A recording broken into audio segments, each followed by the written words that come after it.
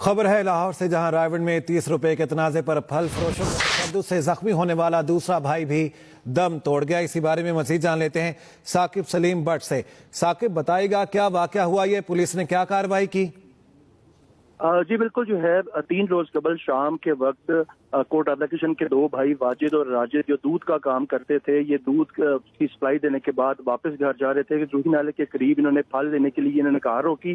Car रोकने पर जो है 30 रुपए के करीब बताया जा रहा है कि उनके पैसों के तनाजे पर इनकी बहस हुई, जिस पर दुकानदार जो थे रेडी बांध थे, उन्होंने उन लड़कों पे, दोनों भाइयों पे, वाजिद और राशिद पर तशद्दुद करना शुरू कर दिया और शदीद तशद्दुद की वजह से वाजिद जो है वो बेहोश हो गया और राशिद भी शदीद जख्मी था।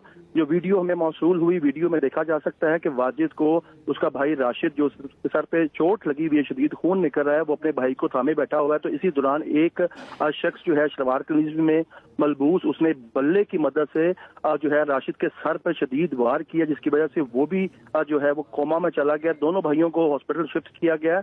2 रोज कबल जो है वाजिद जख्मों के तावन लेते हुए जहां बहक हो गया, बल्कि आज राशिद जो जेर इलाज था 2 रोज के बाद वो भी हॉस्पिटल में दम तोड़ गया है। पुलिस ने 2 रोज कबल 22 अगस्त को इनके वालिद सईद इकबाल, जो कि रत्तीपीठ कोट राधाकृष्ण के रहायशी हैं, उनकी मुद्दत मुकदमा दर्ज कर लिया और मुकदमा दर्ज कर लिया है। बहुत शुक्रिया साकिब सलीम भट्ट इस बारे में अपडेट करने के लिए।